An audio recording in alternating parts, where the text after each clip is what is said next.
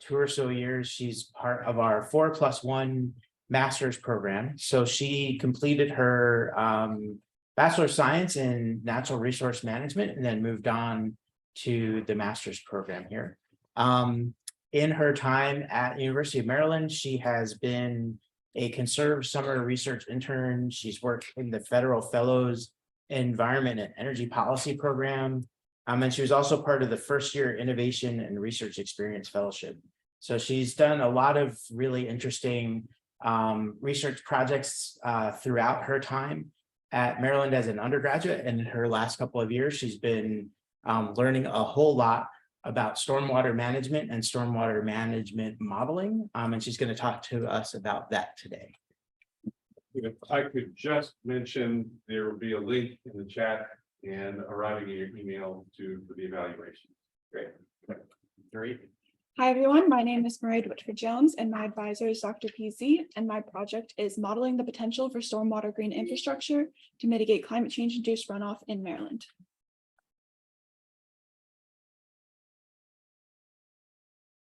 So I'm going to take you through what I'm going to go over today. First is the background, where I'm going to discuss the different types of stormwater infrastructure and the impacts of climate change. Then I'm going to go over my research questions, followed by my methods, the different computer modeling I'm using, the scenarios I'm running, and where I got my cost data from. Then my results of my GIS analysis and the cost data. My anticipated results from PCSWMM, which is a stormwater management model. And then the implications for managers and future research. So first off is just an intro to stormwater runoff and flooding. So obviously lots of rainfall causes runoff and flooding. Flooding can include flash flooding, and all of it can be very harmful to both people and the environment. There's obviously risks to human health, and it can damage buildings, sweep away cars. Another issue with flooding and runoff in general is potential water contamination, including sediment and nutrients. Water quality is a really big issue in the Bay.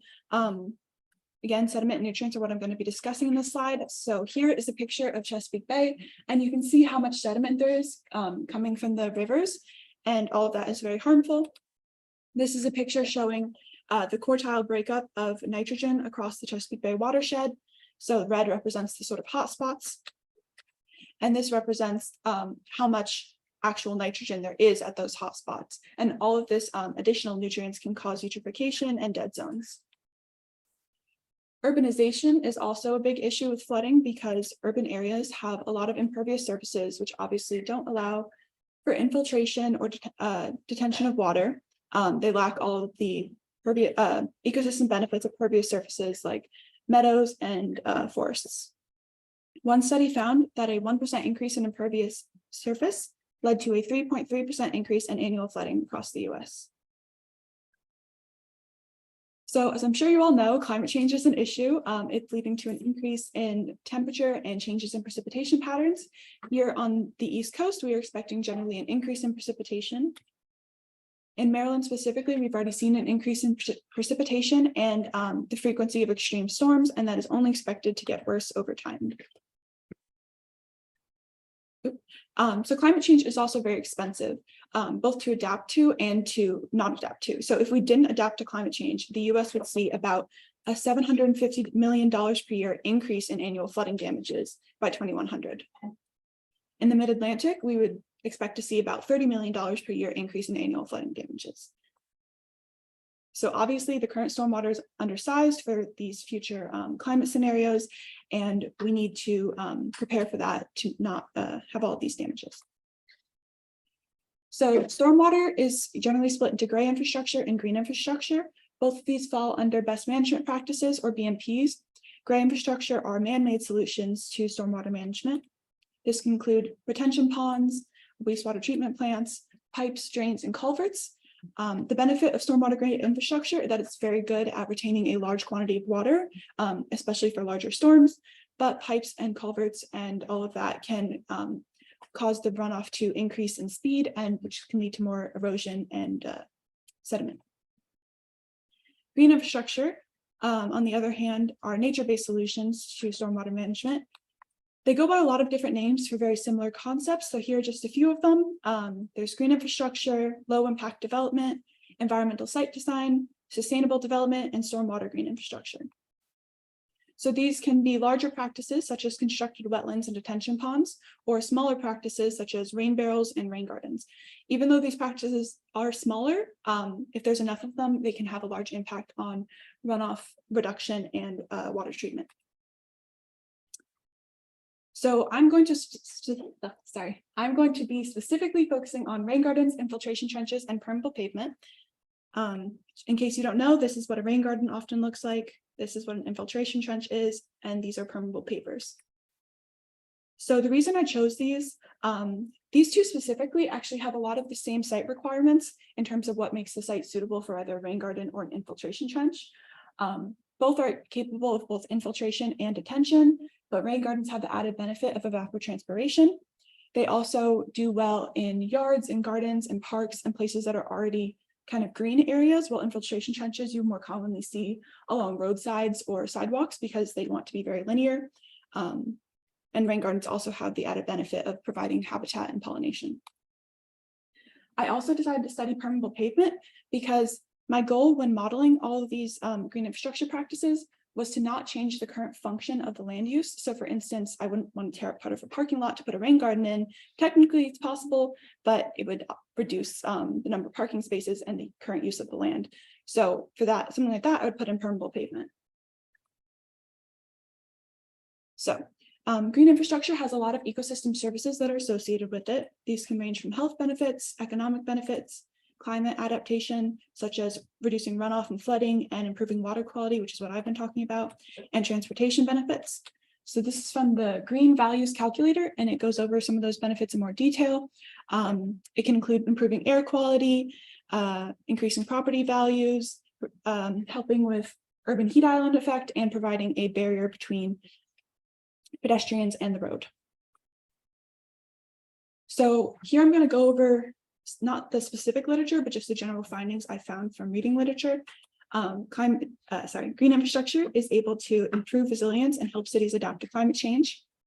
It often pairs well with gray infrastructure, which goes back to what I was talking about, how gray infrastructure is good at detaining large quantities of runoff, but green infrastructure has often been found in studies for really large storms to not be able to handle the quantity. So something like a gray infrastructure retention basin that can then slowly let water into green infrastructure practices can be very helpful and beneficial. A lot of these studies have called for more stormwater infrastructure to help mitigate climate change impacts. And several of them touch on the cost of green infrastructure, which is often a concern for people because they think that it will be more expensive potentially. But the EPA has found that stormwater infrastructure plans that include green infrastructure can have as much as 15 to 80% savings. And this can be for the cost of grading and landscaping and site preparation, as well as the actual material cost. This isn't true for all green infrastructure types. Green roofs particularly are expensive, and also certain plant species can be more expensive. So what you actually put in the practice itself can change that, but generally they are cost effective.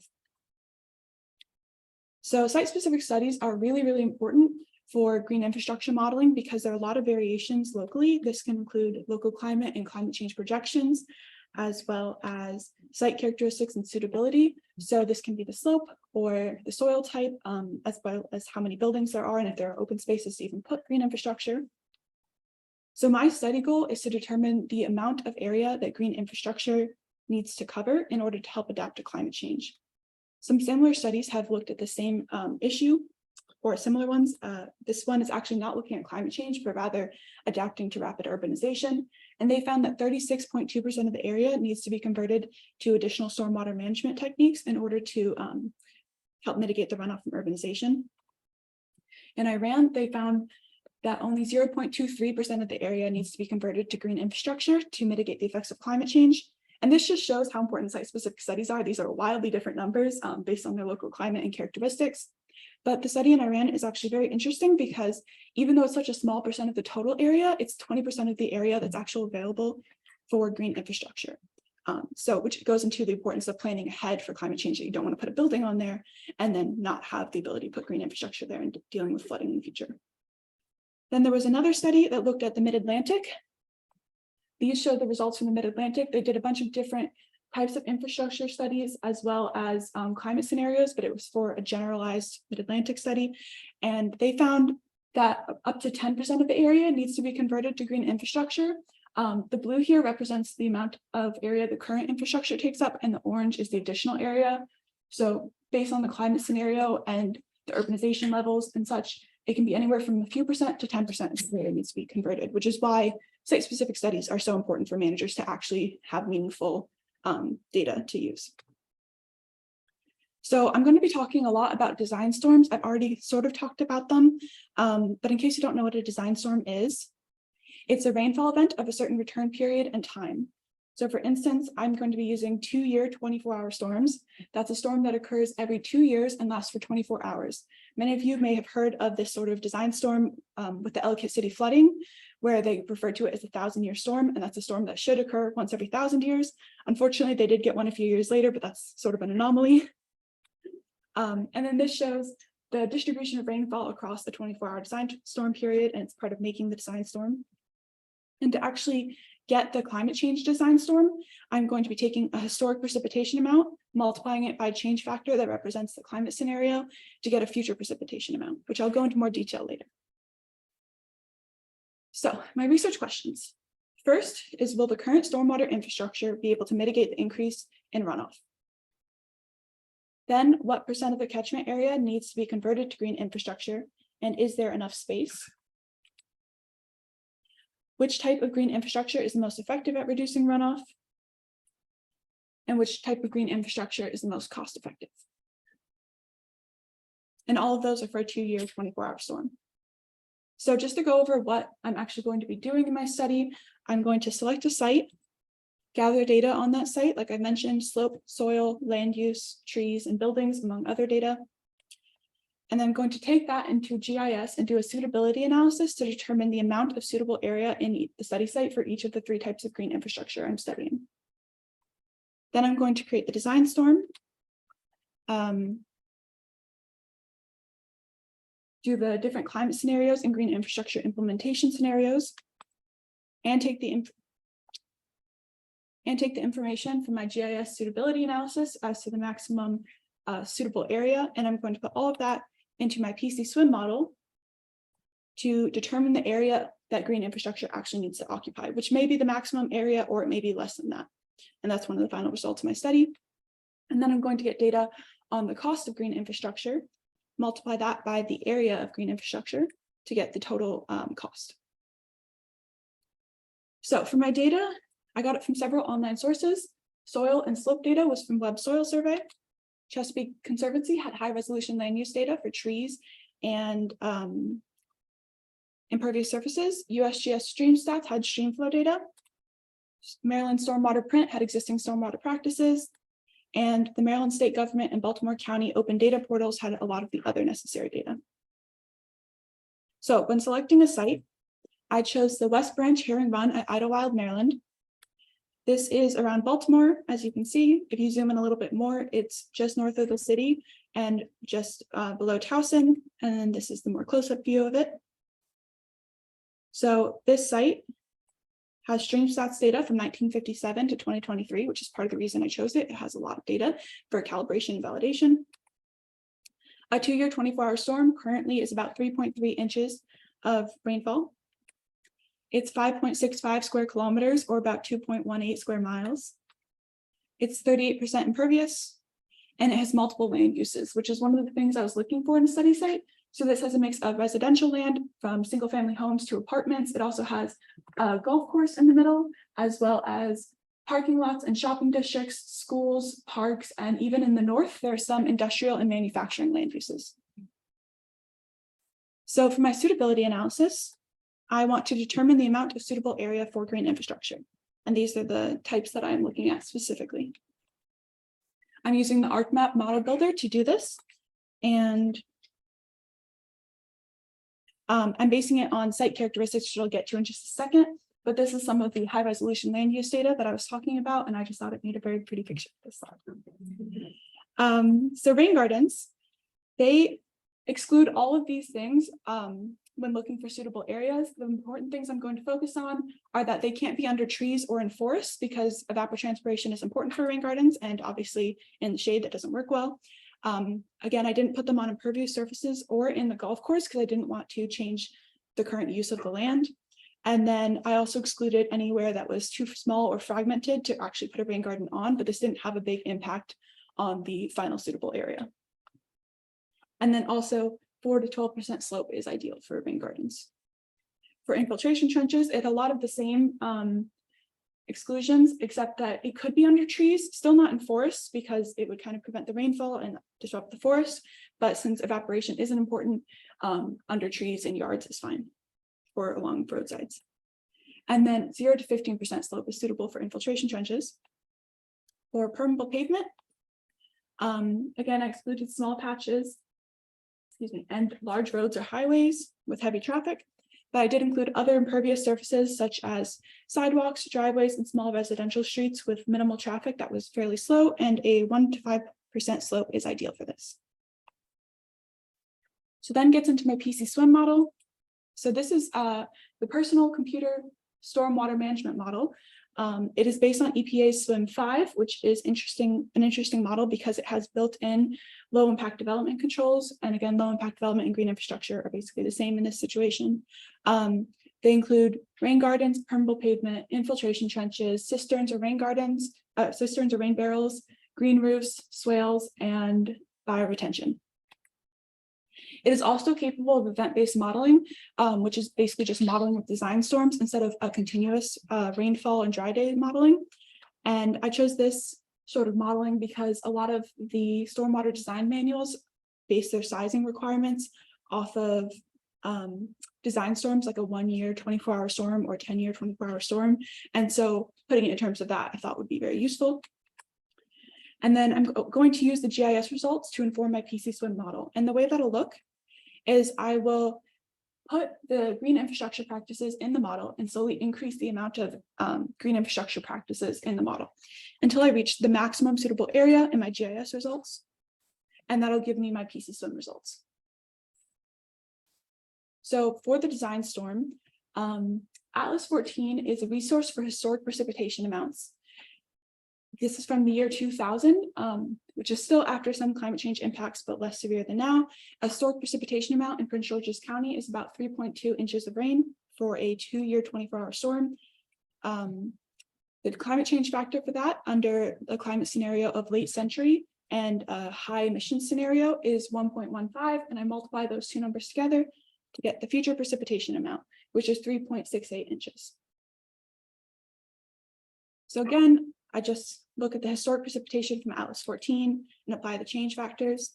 Atlas 14 data kind of looks like this, and the different colors represent the different return periods or frequencies of the storms. And this represents the time that the storm lasts. So it can be a 6-hour storm or 24-hour storm. And then there's the precipitation depth of that storm. So for the yellow line represents a 2-year storm. And for 24 hours, that's about the 3.3 or 3.2 inches there. And part of the reason I chose the 2-year 24-hour storm was also that the Maryland Department of the Environment is considering increasing the stormwater sizing requirements for larger storms to help adapt with climate change. And this initiative is called A-Storm. So all of these change factors that I was talking about before are from the Mid-Atlantic IDF Curve Tool, which is a partnership of many big organizations like the Chesapeake Bay Trust. I think Carnegie Mellon and EPA were involved in it, along with many other groups. And IDF, if you're not familiar, stands for intensity, duration, frequency. So that's the intensity of the storm, the duration or time of the storm, and the frequency is the return period of the storm. So this is what the tool looks like. Here you can see Baltimore County is where I'm hovering over, and so that's what I get the change factor for. They do have sort of a confidence interval for different change factors, but I'm using the median.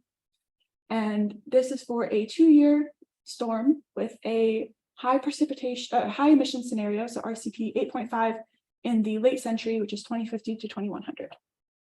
So you can get change factors for each county within the Chesapeake Bay watershed for the mid-century or late century, which are these timeframes as you can see here. And for RCP 4.5 or 8.5. If you're not familiar with RCP, That is a representative concentration pathway. RCP 4.5 represents a lower emission scenario or like a middle of the road emission scenario. RCP 8.5 represents a higher emission scenario if we don't mitigate for climate change as much, and that has a more intense climate change and impact. And then you can also choose a 2, 5, 10, 25, 50, or 100-year storms in this tool. So this flowchart shows the scenarios that I'm going to be doing. First, many of you may be wondering what all these colors represent. So these represent the intensity of the climate scenarios. So the historic climate is blue because it's not as extreme. And then the mid-century RCP 4.5 becomes more extreme. Mid-century RCP 8.5 even more extreme. And interestingly, for Baltimore County, the late century RCP 4.5 and 8.5 actually have the same change factor, and they're equally intense, which is not true of all counties, but interesting for Baltimore County. So first, I'm going to do the baseline infrastructure, which is the current infrastructure we have with the historic climate to get a baseline amount of runoff that we would be looking for. And then I'm going to run the baseline infrastructure under these climate scenarios that I just went over of increasing intensities. And that'll show how much additional runoff we're trying to mitigate. And then I will run each individual type of green infrastructure under these climate scenarios to see if they're capable of mitigating that additional runoff.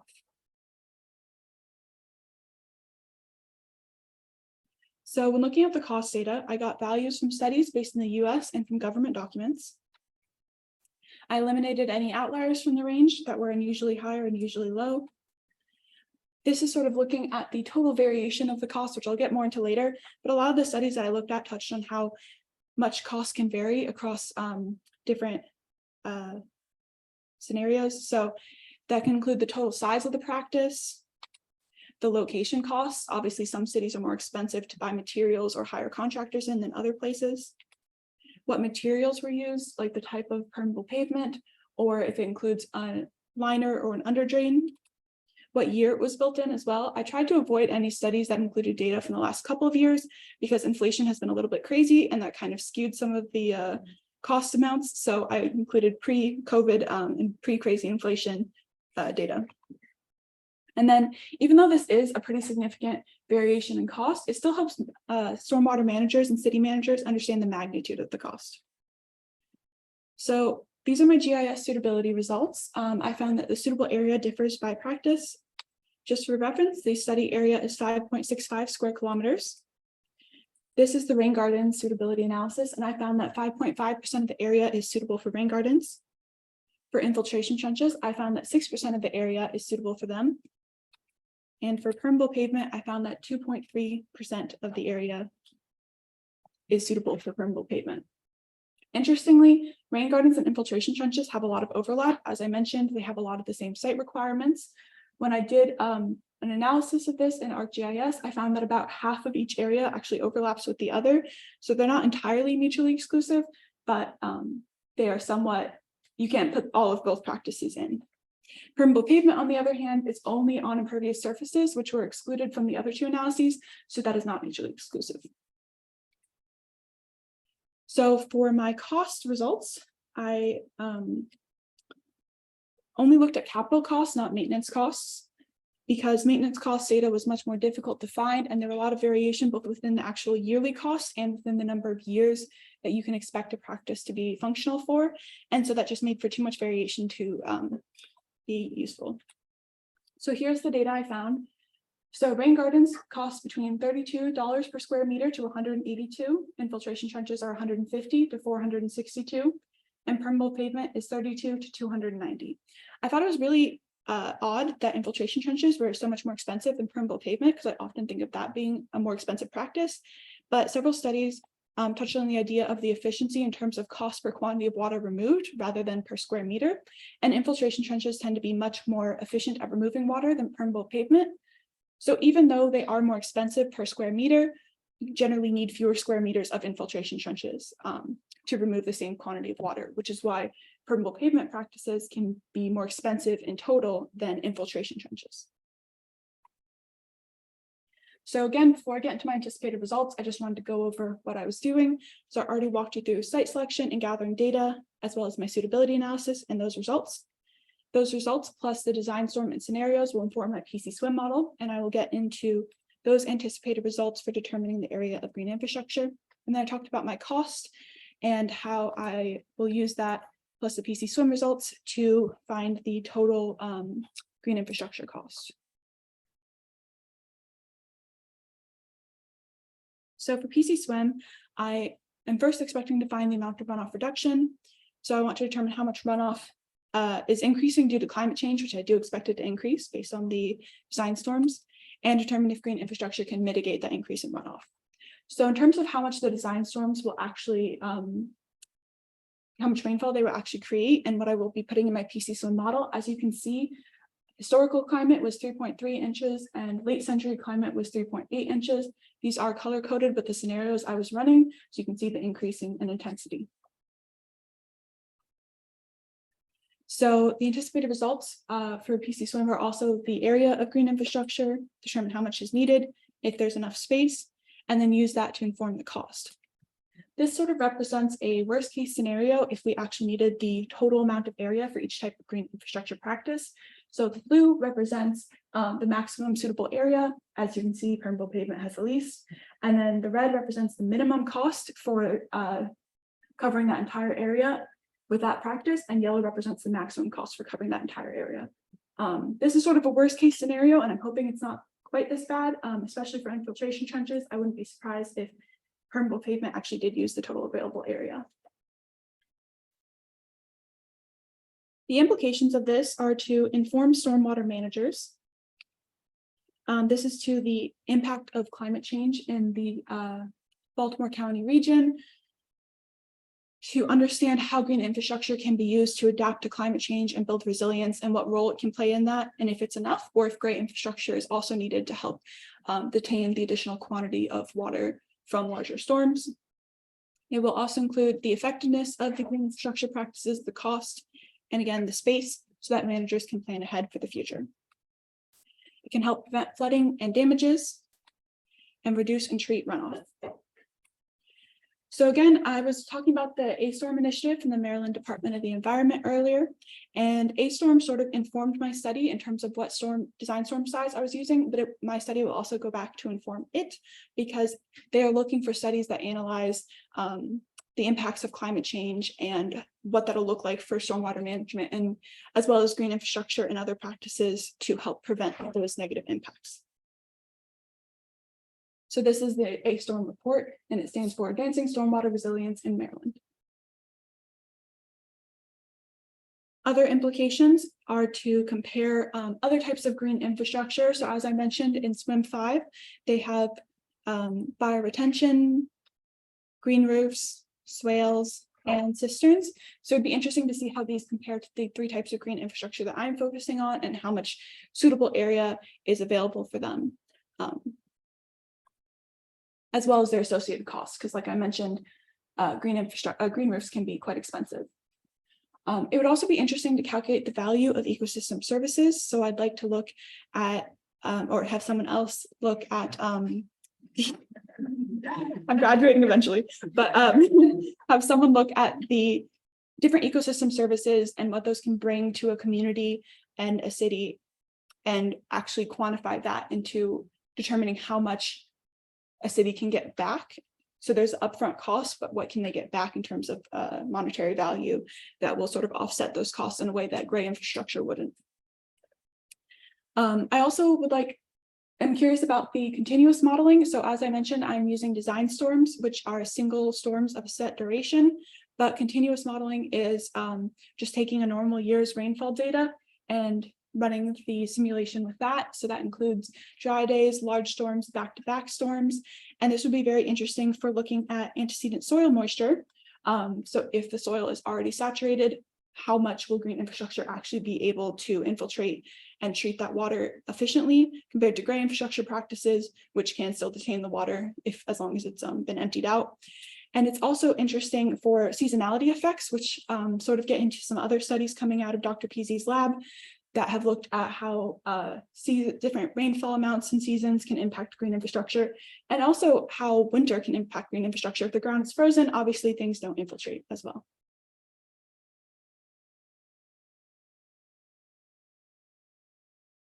And then it's also interesting to compare incentive programs. So a lot of my suitability analysis area found that private property was necessary to build green infrastructure practices on, and that there wasn't enough publicly available land that was suitable.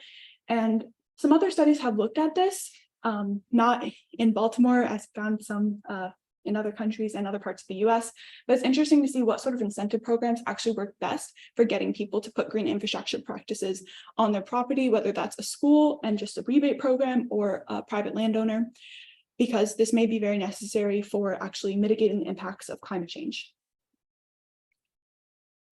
So I'd like to acknowledge my advisor and my committee, as well as my lab members for their feedback on this presentation and my research, as well as my friends and family for their support, and also the department for all of their support, as well as the educational grant for PCSWMM that I received, which will give me access to the model. Are there any questions?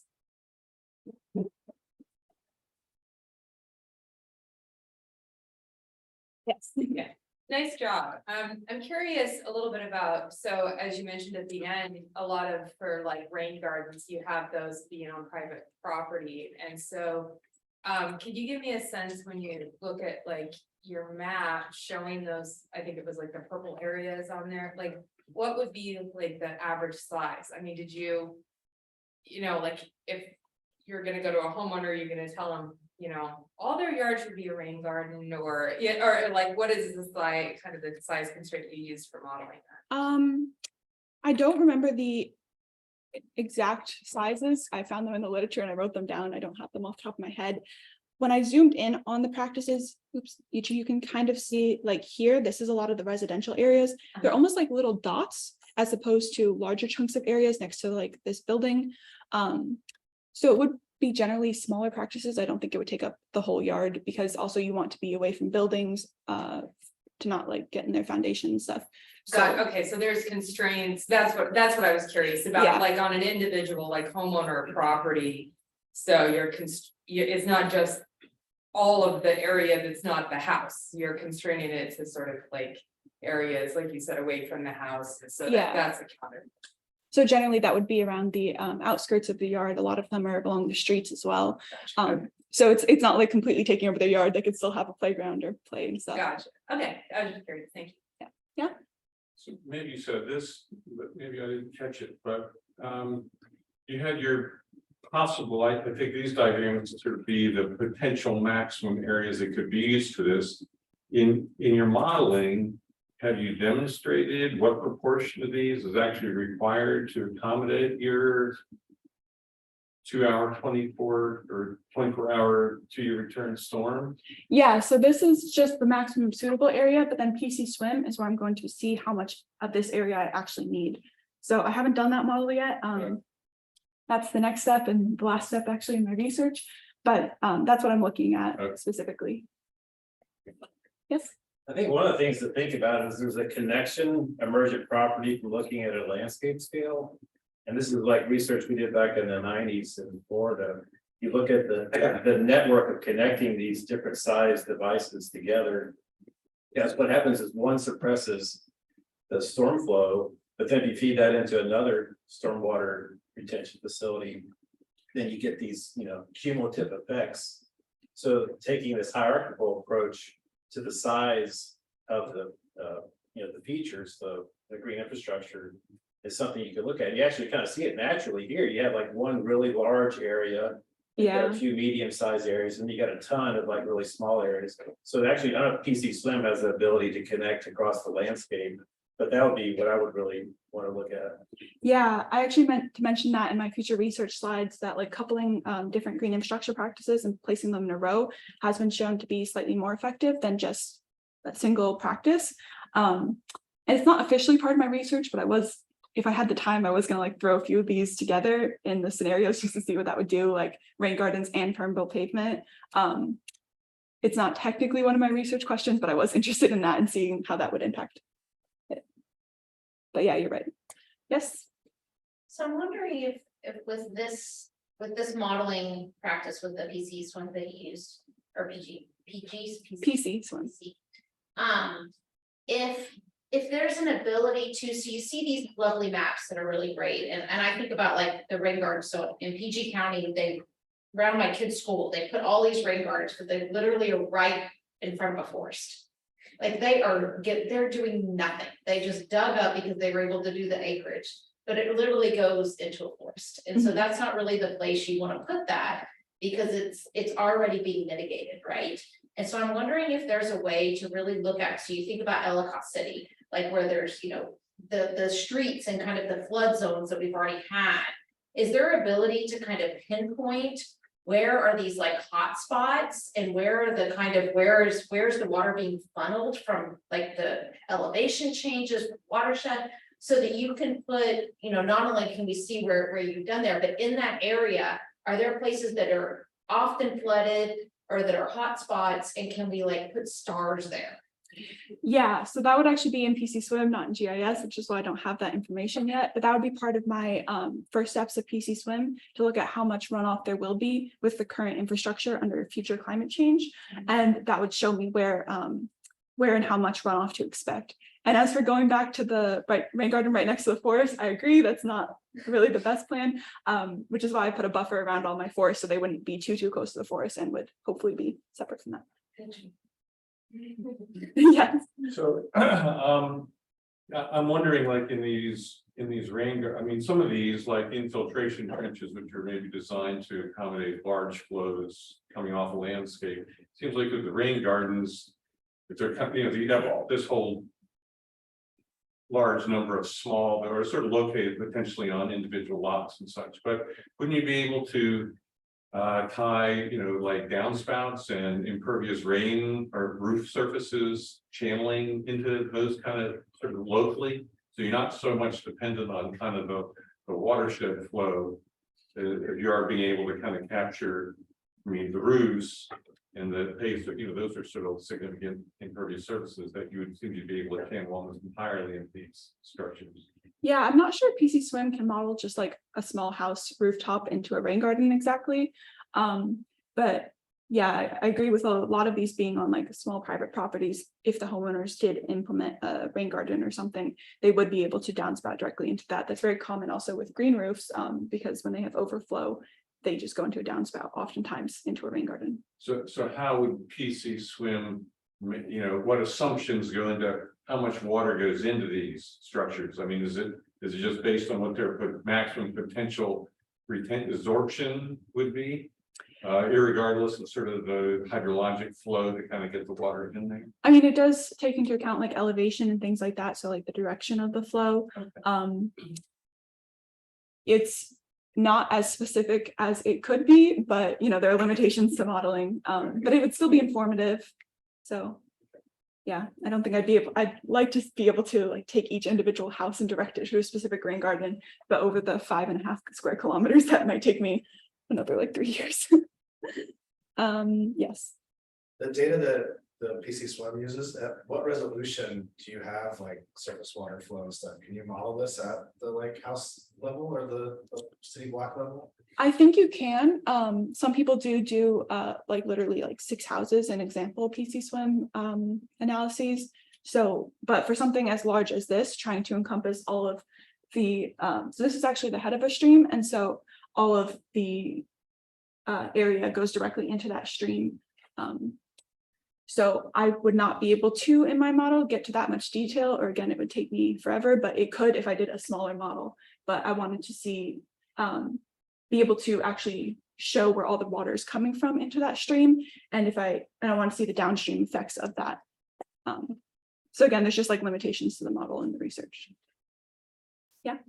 You mentioned that you used web soil survey data. I was wondering what was like the input. Was it hydrologic soil groups, surface texture, what that was? Yeah, so mostly I just used it for slope, and then the hydrological soil groups. I don't know where the slide is at the moment, but basically I just needed the slope was like 4 to 12% for rain gardens, 0 to 15 for infiltration trenches, and 1 to 5 for permeable pavement. And then a lot of the literature that I was reading on what makes a site suitable for these different practices referred to soil hydrological groups. So A and B were usually preferred. And so that's just what I sorted them into.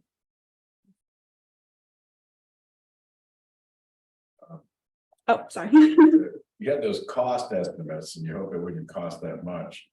Is there a way of estimating how much cost it would be if you didn't do it? I mean, so people say, wow, that cost 50, it's gonna cost $50 million. If you did have a storm, is there a way of getting a handle on what the cost would be if you just ignored it? The no action scenario. There is, I am not familiar with that. I think that's more of an economics question, but like some of the studies that I went over in my background, they determined the cost of like it was $750 million increase in cost for annual flooding in the US. And so there is a way to do it, but I'm not familiar with that methodology. Just, you know, might help justify it or put it in perspective. Somehow you can, you know, think about, look at those studies that were done, the estimates and how they did that. Get an estimate for that size of that area. How much it might Yeah, that would, save, or not to mention save money, but save lives, or, you know, I don't know what else, you know, just a way to counterbalance the cost. yeah, I only have information for that in a more general sense across the mid-Atlantic, or the general sense that green infrastructure, including green infrastructure practices, tends to make it cheaper than all gray infrastructure. But it would be interesting to have something that was on the same scale and also in the mid-Atlantic to actually see how much that would impact. But Problem is, if the rain garden in my yards is gonna cost me, but if I don't put it in, it's gonna cost you or somebody else. Right? No, they're gonna cost the county. The county. We want the county to pay, right? yes, How adaptable is this to look at the longer scenario, 5 and 10 and even 50-year more intense rain events? yeah, so that goes back into someone else's question about like other modeling. It's not actually part of my study questions, but again, if I had the time and it didn't take too long to run the model, I would love to run it under like a 50-year return period. These are all the different scenarios I could run it under for this change factor tool. And so that would be really interesting to see, like, you know, if it only took like half of the available area of infiltration trenches to mitigate a 2-year storm, if I increase it to the maximum available area for infiltration trenches, could it handle a 10-year storm even? That would just, again, it comes down to how much time I have before my defense, but it would be very interesting. What I'm wondering is all of these features have a life expectancy. Yeah. And they have to be replaced, the cost comes again, and the maintenance costs and so forth. But if every 20-year storm costs more than the total of this, I mean, the 2 years is not going to pay off probably, but 20-year might. Yeah, it would be interesting to see how it can handle those. And again, it gets back into like there's some debate over like exactly how long these practices last, and it comes down to the quality of maintenance as well. Yes. You know, if the model takes into effect, I know you haven't gotten to the modeling part, but does the model take into effect exactly what Dr. Reynolds was saying, like how many storms they've already received and how old they are? Because I feel like if you've had a 5-year, 10-year, 20-year storm, sediments have gone over that infrastructure, it's been clogged, permeable pavement clogged up, or whatever it might be. And so when you look at like the number of storm events in the lifetime of that system, does it actually account for that in the model and decrease the effectiveness of the green infrastructure? Yeah, so the model has a clogging factor where you can put in information on that. They also have other factors for sediment such as street sweeping, and you can put in the frequency of that, and all that can determine how much sediment and clogging and movement of sediment through street sweeping can happen and how that impacts the green infrastructure. I'm not specifically focusing on that because my study is more on climate change, and a lot of papers that do that only focus on clogging factor or the lifespan of practices and their efficiency. But so I'm kind of assuming that all of the green infrastructure practices are in ideal condition and well maintained, which is a little not the truth in reality, but for the purposes of this study. But yeah, the clogging factor would do exactly what you're talking about. Yeah. So of course there are, you would know, there are tons of different types of green stormwater infrastructure, and you kind of choose a few, you know, to make this feasible. And I'm sorry, I missed this at the beginning. How or why did you settle on the 3 that you chose instead of green roofs or rain barrels or, you know, all the other possibilities? Yeah, so PCSWMM is based on SWIM 5, which has the built-in LID controls, and those include rain gardens, permeable pavement, infiltration trenches, bioswales, bioretention and green roofs and rain barrels. And so that's kind of what I had to select from. I couldn't really do like constructed wetland with the built-in controls. And permeable pavement was obviously interesting because it's the only one that really goes on impervious surfaces. Rain barrels are kind of difficult because it's hard to really make a suitability analysis for that. And then bioswales are interesting, but since their main goal is to transport water to another structure, and I'm not really doing coupled lid modeling, I wanted to stay away from that. And then green roofs are very expensive, and I'm trying to show more generally useful to city managers. Like, they are very fancy and interesting to have green roofs, and they do something, but they're often more expensive. And in this area where there's a lot of houses, you know, they're not necessarily made to sustain a green roof. So that's why I focused on the other ones. And then with bioretention and rain gardens, they're very similar. Some people use them interchangeably. Sometimes bioretention includes a special soil mixture or an under drain or something that makes it a little bit more useful in that sense. But I focus on rain gardens because I felt like for the amount of private property that they would be on, rain gardens are more likely to be built than like whole bioretention structures, which tend to be built more by the government than private homeowners. Yeah. What are some of the ecosystem services that can reduce costs for communities? Yeah, so going back to the ecosystem services slide, there are a lot of different services. Okay, I can't exit out. There are a lot of different services that help with giving back money, which is sort of what I wanted to look at in future studies as well. So this can include, like, by managing the water through nature-based solutions, it can help prevent downstream impacts or combined sewer overflows, which can be expensive. It can also provide benefits back to the community through increased property values when they sell their house if they built a rain garden on the property, as well as recreation sometimes, like if you open green roofs and you charge for people to view them, or use that area for like parties and stuff, which is common at UMD with a public policy building. There's also the benefit of, by treating the water and infiltrating it into the soil, it doesn't have to go through the wastewater treatment plant, which saves the city a lot of money. I don't have an exact number for how much that is, but and neither did the EPA studies I looked at. They were all talking about how that's a very important thing to research, but there need to be more studies on that. But yeah, there's a lot of different ways.